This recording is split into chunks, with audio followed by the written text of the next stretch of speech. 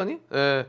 저희가 방금 이제 영상 보셨잖아요. 한덕수 탄핵 표결 관련해서 국힘의 저 모습들을 또 현장에서 보셨던 분을 한번 저희가 전화 연결로 만나보도록 하겠습니다.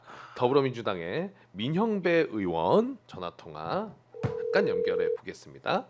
안녕하세요. 아, 의원님 안녕하세요. 안녕하세요. 네, 오마이TV 정치라이브입니다.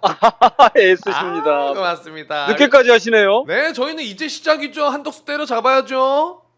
아니 아까 한 판 했는데 그때 중계하신 거 아니에요? 아, 이제 저희는 또 요거 딱 정리를 해서 전달을 해드려야 되니까. 이제 의원님 네. 이제 뭐 오늘 국회에서 그 탄핵안 표결할 때 현장에 계셨는데, 당연히 있었죠. 예. 좀 진짜 저는 이제 내란의 잔당이라고 하겠습니다. 그 국민의힘 의원들이 다 같이 뛰쳐나가서 정말 그 막 소리 지르고 그 상황 보시면서 좀 어떠셨습니까? 군대 지금 내란 잔당이라고 그러셨는데 네. 제가 보기에는요. 지금 이 우리 사회 12.3 이후에 내란의 공범들이 크게 보면 세 부류가 있는 것 같아요. 공범의 세 부류. 네, 한 부류는 군과 이번에 내각을 포함한 말 그대로 공범들이죠. 네. 실제 그 내란 행위에 가담했던. 네. 그다음에 두 번째는 실질적 공범이 있는 것 같아요. 실질적 공범. 실질적 그거는 공범. 쿠데타를 계속 해왔던 검찰 세력하고 그다음에 국힘에서 이번에 이 탄핵 투표는 물론이고 이 전에 있었던 네. 계엄 해제 요구하는 그 네네네. 투표에 참여하지 않은 다수의 국힘, 네네네. 국힘당 이쪽이 이제 실질적인 제가 보기엔 공범이고 네네. 그다음에 사회적 공범이 있어요. 사회적 공범. 사회적 공범. 예, 안 그러는 것 같은데 실제로는 이 아까 잔당이라 그러셨는데 이 공범들을 계속해서 어찌어찌 해보려고 하는 어떻게든 되살려 보려고 하는 그게 이제 수구 언론 제가 보기엔 이 수구 카르텔을 이게 쫙 형성하고 있는 이 집단들인데 언론 맞습니다. 그런데 공감합니다. 그래서 국힘당은 사실은 국힘당은 이번에 정신을 좀 차린 일부 말고 본류는 되게 다 실질적 공범들이죠. 그렇죠. 그래서 오늘 세상에 이 공범들이 공범을 싹 감싸고 도는 거예요. 그래서 그 가만히 보고 있는데 처음에는 뭐 그러려니 하고 있었는데 네. 이제 의결 종족수를 어떻게 할 거냐 이걸 이제 발표를 했거든요. 네, 그렇죠. 그 순간에 갑자기 뛰어나가더라고요. 와. 그러더니 뭐 삿대질 하면서 난리를 쳐요. 원천 무효니 뭐 직권 남용이니 의회 독재니 막 이게 난리를 치는데 네. 저는 그 장면을 보고 2024년 오늘 세상에 이런 이 정당하고 같이 지금 정치를 한다고 이 의회 공간에 앉아있구나 본회의장에 앉아있구나 싶으니까 진짜 처참하더라고요. 진짜 처참합니다, 의원님. 그 보는 네. 분들도 다 똑같이 생각을 하셨을 거고, 근데 이제 그 상황을 지켜보시다가 의원님은 또 피켓을 들고 이렇게 앞으로 나가셨더라고요. 저희가 화면에도 지금 띄워드리고 있는데 내란 공범당 그래요? 국민의힘 아웃 요 피켓과 함께 조용히 저게 나가서 어떻게 잡혔네요? 보여주시던데. 네. 네. 저거는 제가 그냥 어떻게든 견뎌보려고 했어요. 이 처참함을 사실은 온몸으로 이렇게 느끼고 있는데 네. 그게 지금 이제 하는 게 다 억지잖아요. 그렇죠. 다 억지인데 논리적인 근거가 하나도 없고 법적 근거도 하나도 없고 그냥 규정대로 하면 되는데 대통령이 둘이 있습니까? 권한대행이 어떻게 대통령 그 의결 종족수하고 같을 수가 있습니까? 탄핵을 하는데 말도 안 되는 얘기잖아요. 뭐 근데 그거는. 이걸 가지고 와서 억지를 쓰는데 제가 한 중간쯤 됐을 때 우연히 제가 저희들이 그 들어오기 전에 네. 의총을 했지 않습니까? 네네네. 의총할 때 이제 탄핵이다 이렇게 정리를 하고 오면서 그때 의총장에서 썼던 피켓인데 제가 우연히 들고 들어왔어요. 우연히 들고 들어가셨는데. 들고 들어왔는데 저 피켓이거든요. 네. 앞에는 저렇게 써져 있고 뒤에는 그 내란 속에 윤석열 구속하라 이게 써져 있는 건데 네. 하도 그냥 볼 수가 없어서 안 되겠다. 저렇게 막 악쓰고 있을 때는 이걸 딱 들고 가서 네. 팔자로 딱 보여주는 게 최고다. 같이 뭐 소리 높일 필요도 없고. 소리 들 필요도 없고 그랬더니 누가 그러더라고요. 네.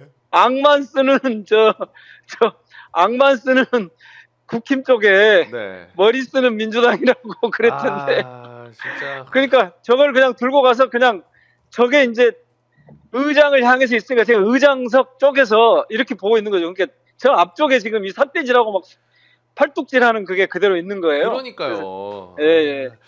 근데 재밌는 게 있어요. 제가 끝나고 나와서 보니까 네, 끝나고 나와서 보니까 원천 무효라고 막 악을 썼거든요. 네. 그분들이 근데 네티즌들이 그거를 온천 무료라고 하더라고요. 아, 네, 안 그래 저희가 얘기했습니다. 그래서 온천 무료. 그 온천 어디냐고 지금 찾고 난립니다, 지금. 아, 그렇습니까? 다들 가겠다고. 네. 아, 그러면 다 알려줬군요. 지금 직권 남용도 보니까 식권 라면 네, 뭐 식권 라면 뭐 직구 라면 그렇게 하고 뭐 의회 독재라고 막 이제 의회 독재 막 이랬을 거 아닙니까? 네. 그러니까 사람들이 의회 복퇴라 그러는데 복퇴? 네, 의장 사퇴도 뭐 의장 착해, 의장 핫해 네, 의장 뭐 착해. 이런 얘기 나옵니다. 그게 제일 먼저 나오더라고. 의장 착해라고. 그러니까요. 아, 이미 다 돌았군요. 하긴 네. 벌써 몇 시간이 지났으니까. 자, 의원님 지금 너무 바쁘셔서 그러실 것 같은데 지금 저녁 9시 반입니다. 예, 네, 예. 시간이 거의 많이 지났죠. 네. 자, 의원님 그러면은 이제 또 들어가셔야 되니까 네. 마지막으로 하나 더 여쭤보자면은 한덕수는 직무 정지 됐습니다.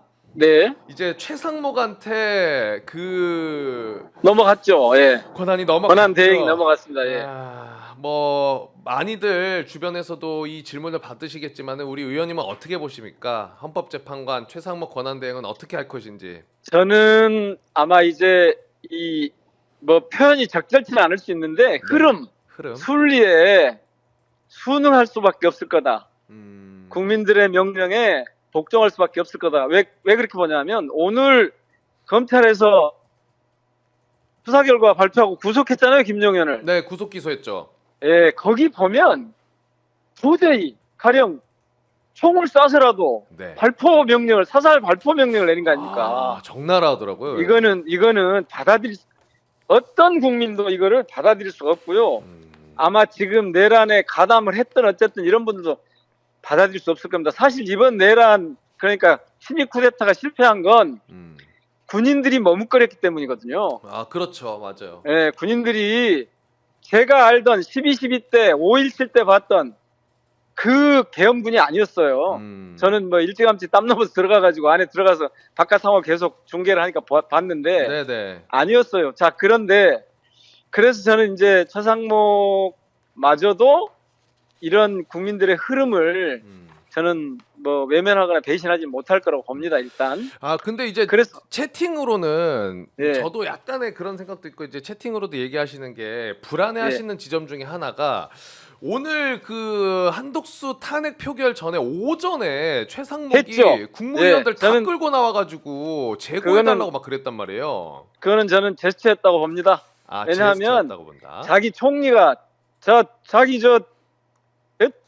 저 윤석열이 그렇게 됐고 한덕수가 그렇게 됐는데 네. 또 그걸 이미 국무회의 할 때 그랬다는 거 아니에요? 마음을 좀 먹으라고 네, 각오를 해야 될 먹어라. 거라고. 네. 예, 이미 했다는 거고 또 받아들인다고 이렇게 돼 있잖아요. 그러니까 자기들 나름대로는 일종의 뭐 예의 뭐 이런 걸 좀 갖춘 거 아닌가 그렇게 생각하고요.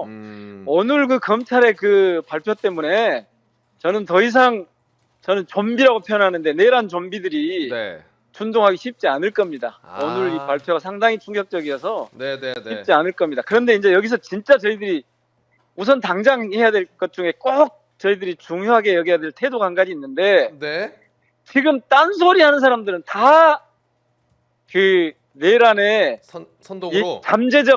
잠재적 공범들이라고 봐야 돼요. 왜냐하면 딴소리란 말은 이게 무슨 소리냐면 지금은 당장 윤석열을 국민들로부터 격리시키는 즉 체포 구속하는 일이 우선이고 격리시켜야 돼요. 일단 그렇죠. 그게 돼야 되고 그 다음에 저 어떤 수를 써서라도 이제 저는 최상목 그 부총리가 그렇게 받아들일 걸로 보는데 어떤 수를 써서라도 빨리 정상화 시켜야죠. 헌재를 정상화 시켜서 완전체를 만든 다음에 거기서 탄핵을 해서 대통령직위에 있던 모든 것들을 파면시키는 이 두 가지 일 말고는 딴소리 하는 사람들 안 돼요. 무슨 왜요? 개헌이니 지금 무슨 뭐 대선이니 이런 말 하는 사람들은 다 아. 다른 꿍꿍이 속을 갖고 있는 거예요. 그래서 그것을 일체 중단시키고 네. 이 둘을 정리한 다음에 그 다음에 지금 우리 사회의 이 어려움을 네. 극복하기 위한 그리고 정정당당한 이 경쟁의 시간이 시작이 돼야지. 그래서 이게 정상화가 돼야지. 이 내일한 상황을 그대로 둬가지고 끌고 갔다가는 정말로 지금 벌써 환율이 뭐 70원까지 올라갔다는 거 맞습니다. 아닙니까? 1470원까지. 네, 그래서 네. 저는 우선 거기에 집중해야 된다. 다 딴소리 하지 마라 지금은. 네, 아우, 왜냐하면 국민들이 다 그렇게 기대하고 있거든요. 정확하신 말씀입니다. 뭐 의원님이 조금 큰 단락으로 이야기를 해주셨지만은 잠재적인 공범들은 뭐 지금 뭐 대선 얘기하고 뭐 이런 사람들은 그런 거 얘기할 때가 아니고 지금 윤석열 체포 구속이 우선인데 뭐 쓸데없는 소리 하지 말아라. 계속 그러면은 그럼 그럼요. 잠재적 예. 공범이랑 다름이 없다. 이렇게 얘기를 예, 해주신 예. 것 같아요. 그리고 나면 네, 이게 이제 새로운 시기가 오면요. 저는 요즘 그런 얘기를 하는데 네, 1948년 49년에 네. 저희가 일제 강점기에 그 정말 그 치욕스러운 역사를 제대로 청산을 못했잖아요. 이번에는 의원님 그때 이거 반민특위 좋아요. 구성하고 그랬는데 그게 실패했잖아요. 네. 그게 당시에 이승만이 그 경찰서장 시켜가지고 그 반민특위 사무소 습격해서 위원회 습격해서 그렇게 된 거 아닙니까? 하여튼 그런데 제대로 처리를 못했죠. 이번에는 인적 청산 제도적 정비를 제대로 해야 됩니다. 그렇게 해서 새로운 대한민국으로 정말 다시는 이런 공포스럽고 끔찍한 처참한 이런 시간이 오지 않도록 함께 노력을 해야죠. 아유, 진짜 맞는 말씀입니다. 저 또 집 고향 광주입니다, 의원님. 굉장히 아이고 공감되는- 광주시면 이 계엄이라고 하는 것이 뭔지 아실 거예요. 저는 12.12 때 계엄을 직접 제가 그 상황 그때 겪은 거 아닙니까? 그래서 제가 깜짝 맞아요. 놀랐다니까요. 제가 이번에 맞아요. 국회 들어가면서 당연히 차까만 탱크가 앞에 있을 줄 알았어요. 그 차까만 계엄군과 맞아요. 그 공포감 더 심하죠. 없어서 제가 땀을 넘어 들어가는데 네. 본관 앞에도 아무도 경찰도 군인도 없는 거예요. 그래서 제가 이거는 우리가 빨리빨리만 움직이면 음. 이거 저지할 수 있겠다.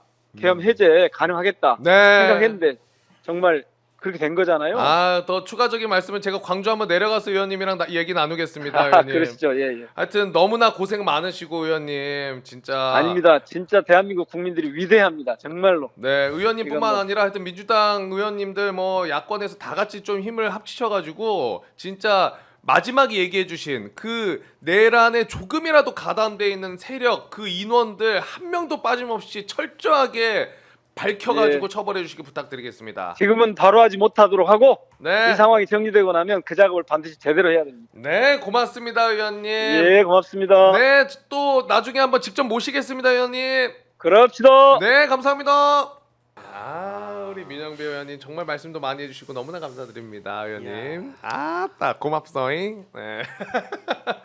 자, 우리 민영배 의원님이랑도 이야기를 좀 나눠봤고, 그러니까 그 우리는 영상으로 봤지만 민주당뿐만 아니라 그 현장에 있었던 야권 의원들을 보면서 얼마나 전 창피했을 것 같아. 얘기하신 것처럼 수치스럽고 저 사람들이랑 내가 같이 정치를 하고 있고 저런 말도 안 되는 주장을 하는 사람들이 또 선거로 뽑혔구나. 한편으로는 현타가 많이 올 것 같아요. 그런 생각도 들어요. 이전부터도 그런데 윤석열 정부 들어서 특징 중에 하나가 뻔뻔스러운 자들이 뻔뻔한 줄을 모르고 세상에 낯짝을 들이미는 일들이 참 많았습니다. 자기가 얼마나 황당한 소리를 하고 있는지도 참 모르는 것 같고 마치 이제 진짜 그동안에는 조금이라도 좀 잘못한가 이런 어떤 수치심 내지는 수치심이 없더라도 눈치라도 보는 게 있었는데 그런 게 없었거든요. 그게 그냥 이제는 아주 국민의힘 의원들한테 그냥 전폭적으로 다 나온 것 같아요. 그러니까요. 저 사람들 머릿속에 사실 딱 하나 있을 것 같아요. 이 상황이 그대로 이어져서 이재명이 대통령이 되면 우린 큰일 난다.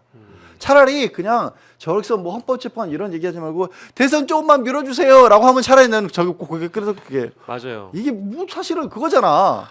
속에 있는 거는 차라리 이제 순진하게 그런 입장을 표명하는 분들은 그나마 좀 낫다고 보는데 그래서 아까 민영배 의원이 세 부류로 이렇게 나눈 거는 네. 저는 완벽하게 동의하는 게 이게 뭐 오늘만 하더라도 김용현의 이제 구속 기소 이후에 윤석열의 발포 명령이 나온 거니까 이제 이 뭐랄까 내라는 진압의 대상이라는 이 한 문장이 많은 국민들에게 공감을 받으면서 이제 피하 식별이 좀 더 간단해졌다고 저는 보거든요. 네. 우리 국민의 적은 누구냐?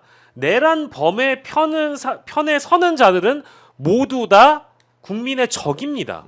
아 맞아요. 내란 범의 편에 서는 자들은 모두 다 국민의 적이고요. 그리고 또 하나 간첩같이 구는 사람들이 있어요. 내란 세력을 비판하고 비난하기는 하지만 기승전 조기 대선, 아 기승전 민주당도 똑같다. 기승전 이재명도 잘못이 있다. 기승전 이재명 대통령 되려 그러지. 요렇게 흘러가는 맥락의 어법들은 간첩입니다. 트럼프는 맞짱 뜨는 건 내가 이겨요. 예? 갑자기 예, 이제 그게 이제 대구에 계신 분 맞죠? 네, 맞아요. 네, 대구에 계신 분. 아. 그러니까 이게 지금 제밥에 관심 있는 인간들이 있어요. 그러니까요. 그러니까 지금의 급선무는 내란의 이 잔존 세력들이 앞으로 더 많을 거거든요. 지금 이제 겉으로 드러난 내란의 덩어리들뿐만 아니라 이 뿌리 밑에 깊숙이 박혀 있어서 드러나지 않는 내란의 잔존 세력들까지 싹 다 처단하는 것이 우리 국가의 존립을 위해서 가장 필요한 급선무입니다. 근데 이게 아니라 비판은 하고 비난은 하는 것 같지만 아 윤석열 나쁜 놈이지 하지만 결과적으로는 민주당 때문이다. 민주당도 똑같다. 거대 야당이 나라를 망친다. 이재명 대통령 되려고 그러지 이재명은 안 된다. 요렇게 행동하는 사람들은 제발 간첩이라는 걸 아셔야 된다. 네. 근데 뭐 그들은 모를 겁니다. 우리가 밝혀줘야죠. 나중에.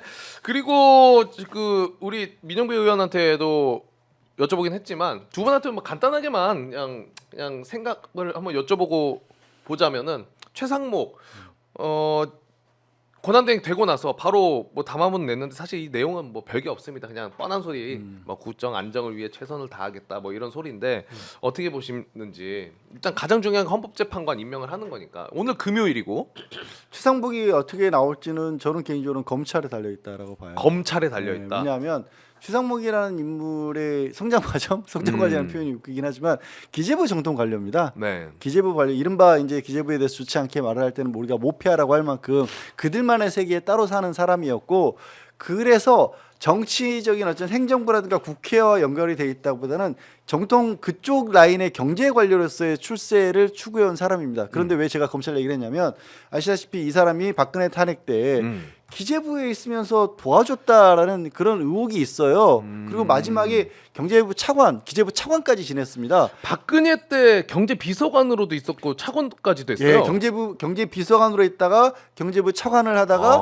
미르재단 설립에 관여했다라는 의혹으로 수사를 받았는데 낄 수밖에 없죠. 그렇죠. 아니 기업들 그렇게 끌어들여서 뭔가를 재단을 만들려고 하면 기획재정부가 안 끼고 어떻게 그게 되겠어요. 근데 이 사람은 조사만 받았어요. 그 당시에 예, 그리고 희한하게도 윤석열 캠프에 들어가서 인수위부터 발탁이 됩니다. 아하. 그 중간 과정에 몇 년 동안은 밖으로 뭐 무슨 교수니 뭐니 뭐 어떤 협회니 이런 데 돌았어요. 야인이었어. 그런데 갑자기 윤석열한테 딱 픽업이 됐어. 윤석열의 굉장히 흔한 용인술이죠. 자기가 수사해서 맞아요. 구속시켰어. 맞아. 약점 지고 있고 하는 사람들 나중에 자기가 쓰잖아요. 그러니까요. 딱 그 케이스거든요. 그러면 최상목도 이건 윤석열에 그렇구나. 발탁이 됐다기보다 검찰에 의해서 발탁이 됐고 그런 사람이 썼는데 이제 검찰이 오늘 김용현 공소장을 알린 거 보니까 윤석열에 대해서만큼은 형님 이제 가실 때가 됐습니다. 우리 이제 형님이 가셔야 우리가 살 거 아닙니까? 라는 얘기를 한 거거든요. 그렇죠. 그러면 검찰의 이 태도는 최상목에 대해서도 이제 이쪽에 와야지 당신 알잖아. 이렇게 검찰이 나오면 최상목은 아마 야당에 협조할 겁니다. 야당이 없지 거다. 평론가님도 아까 같은 취지로 좀 이야기를 해주신 것 같은데. 네, 예. 맞습니다. 그래서 그 이제 검찰 조사가 발표된 이후에 최상목은 아무래도 이 수사 결과를 신경 쓸 수밖에 없는 상황이 됐다고 저는 보고 네. 그래서 뭔가 좀 여우같이 공직 생활을 그간 해왔던 최상목 입장에서는 헌법재판관 임명까지는 일단은 해주지 않을까라는 생각을 뭐 조심스럽게 일단 해보고요. 하지만 그렇다고 해서 최상목이라는 사람에 대해서 제가 높은 기대와 희망을 갖고 있는 건 그런 건 아니에요. 결코 아닙니다. 아유. 결코 아닌데 지금 상황이 달라진 건 어쨌든 김용현 구속 기소와 관련된 내용이 발포 명령이 있는 상황이기 때문에 그렇죠. 이 헌재 재판관 임명은 너무 기본적인 형식적 권한 행사임에도 불구하고 한덕수가 하지 못하는 것을 최상목이 하게 된다고 한다면 그래도 그나마 나은 직무대행으로 평가받을 수 있는 어떤 여지가 열린다라는 그 차원에서 말씀드리고 싶고요. 그리고 사실은 요거 이제 제 느낌인데 네. 오전에 오늘 국무위원들 다수를 대동해가지고 입장을 발표했을 때 최상목의 표정과 네. 오늘 아까 이제 우리 MC님께서 말씀해주신 6시 반에 권한대행으로서 입장을 발표할 때 최상목의 표정이 여러분들이 나중에 사진을 비교해 보시면은요 너무 다릅니다. 권한대행이 된 최상목은 네. 어떤 차이가 좀 느껴져요? 기분이가 좋아요.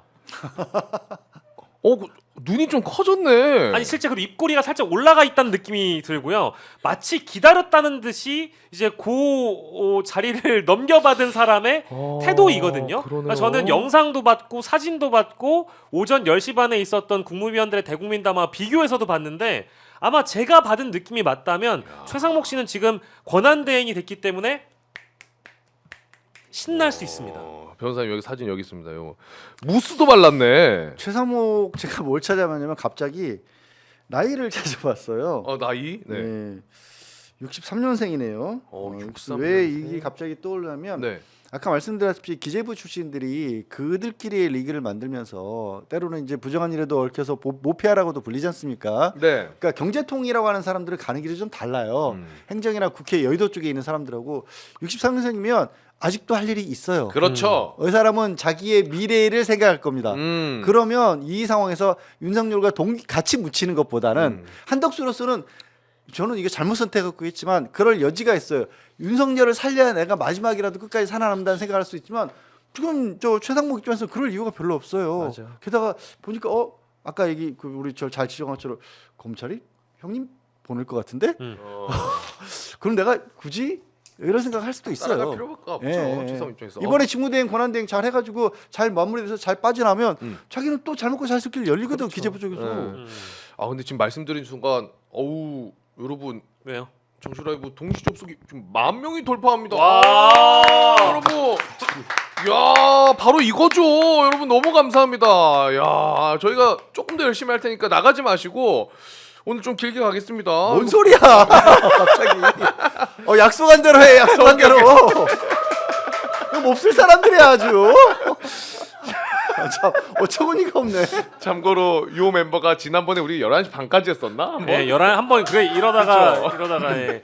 그래서 이제 최상목 얘기는 요것만 첨언을 하자면 네. 지금 이제 최상목이 해야 되는 게 헌법재판관 임명에 대한 부분이 급선무고요. 음. 두 번째가 이제 한덕수가 미뤄왔던 상설특검에 대한 임명 이제 이 부분이 남아 있잖아요. 그렇죠. 요게 하나가 있고 그리고 일반 특검법들이 있는데 김건희 특검이나 이제 내란 특검입니다. 근데 제가 판단하기에는 일단은 이 헌재 재판관 임명은 금년간에 임명할 가능성이 조금이라도 있다라고 좀 생각해보고 싶고 그리고 두 번째로는 쌍특검의 경우에는 1월 1일까지 뭉개면 이게 자동적으로 법률로 효력이 발동이 되거든요. 그래서 마치 자기가 잘 몰랐다는 듯이 뭉개고 있다가 어라 쌍특검이 그냥 발동돼 버렸네? 라고 하고 넘어갈 수 있는 그런 이제 어떤 기지를 좀 발휘할 수 있을 것 같고 마지막으로는 사실 이제 경제 관료잖아요. 네. 기획재정부 장관이기 때문에 이 사람의 경우에는 지금 발포명령 보도까지 나왔는데 굳이 한덕수를 따라갈 이유가 전혀 없어요. 없죠. 네. 제가 봤을 때는 그렇죠. 당위론적인 측면에서는 경제 위기 극복이라는 어떤 대의 명분도 살리면서 민감한 정치 이슈는 피해가는 선택을 최상목 씨가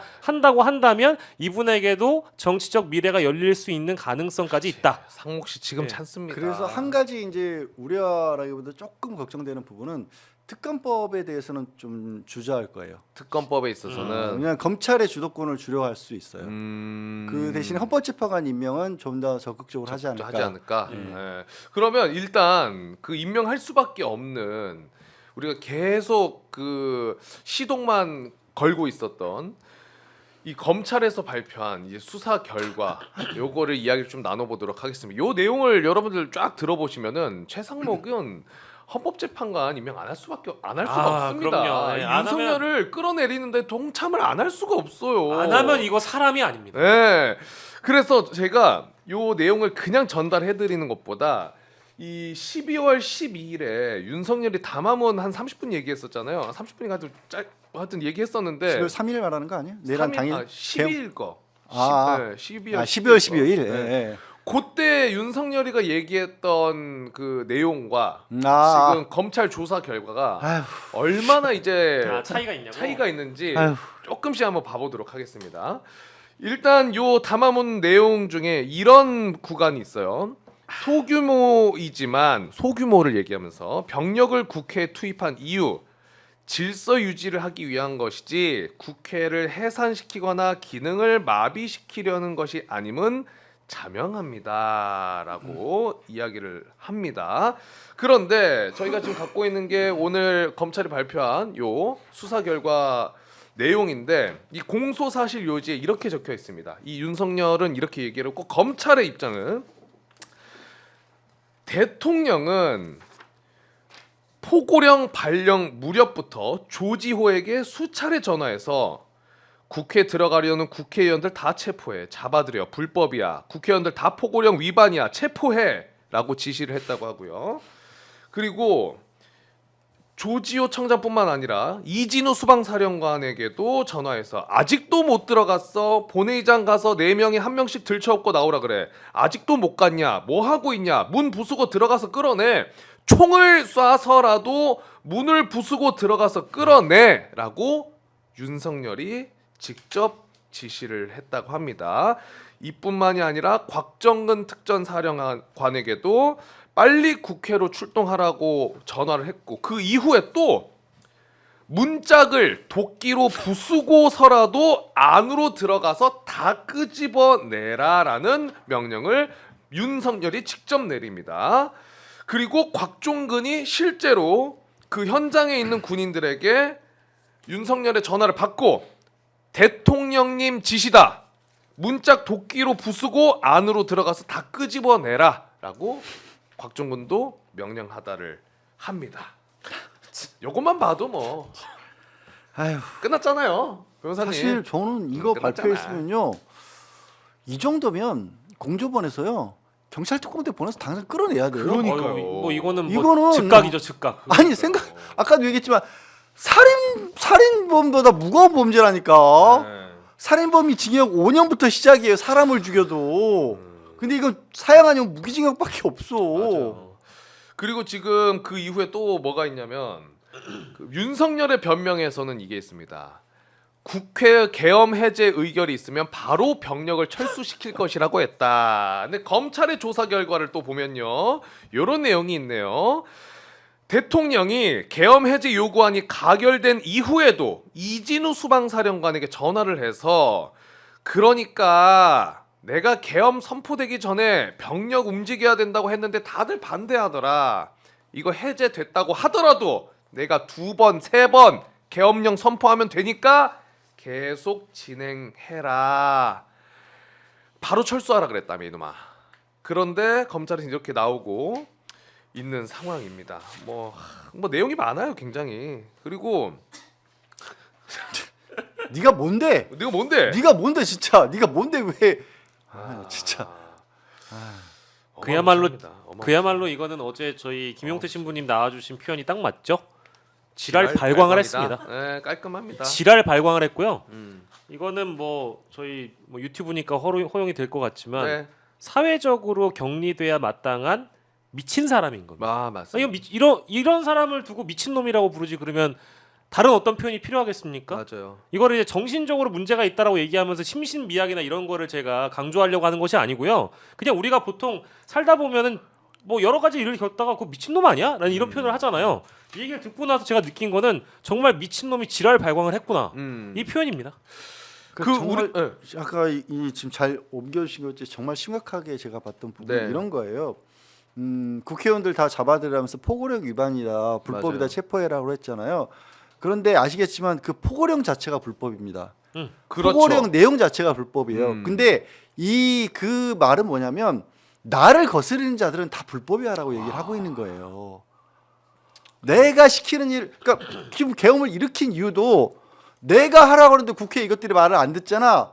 다 잡아들여요. 이거예요. 맞아요. 네가 뭔데 근데 이거예요. 그 처음부터 끝까지 내 눈에 거슬리는 것들은 다 정부이고 친북이고 내지는 뭐 범죄자 집단인 거고 다 그냥 범죄자 속을리라고 했던 거예요 국회를. 그러니까. 그래서 아까 얘기했다시피 국민의힘 것들이 지금 제정신이 아니라는 거예요.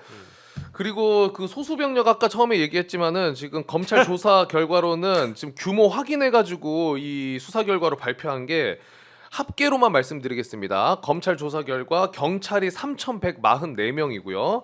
그리고 수방사, 특전사. 수방사, 특전사 뭐 이렇게 다 합치면은 하여튼 군대까지 다 합치면은 4천 거의 5천 명 가까이가 지금 집계가 됐습니다. 5천 명 가까이 소규모라며 5천 명 가까이고 요거 혹시 우리 표가 있나요? 윤석열 계엄 전의 생각? 요거 자료가 있나? 네, 그거 한 번만 띄워주시면은 윤석열이 요런 얘기도 했어요. 과거와 같은 계엄을 하려면 없군요. 제가 말로 설명드릴게요. 과거와 같은 계엄을 하려면 광범위한 사전 논의와 준비가 필요하지만 나는 뭐 당일날 그렇게 뭐 얘기를 했다. 뭐 이런 내용을 이야기했는데 지금 요 조사 결과 보면 24년 3월, 24년 5월에서 6월, 24년 8월, 24년 10월, 24년 11월, 24년 11월 24일에 두 번, 24년 11월 30일 두 번, 24년 12월 1일, 24년 12월 2일 어마어마하게 그냥 1년 가까이를 철저하게 사전 준비를 했어. 논의를 철저하게 한 겁니다. 철저하게 한 거예요. 네.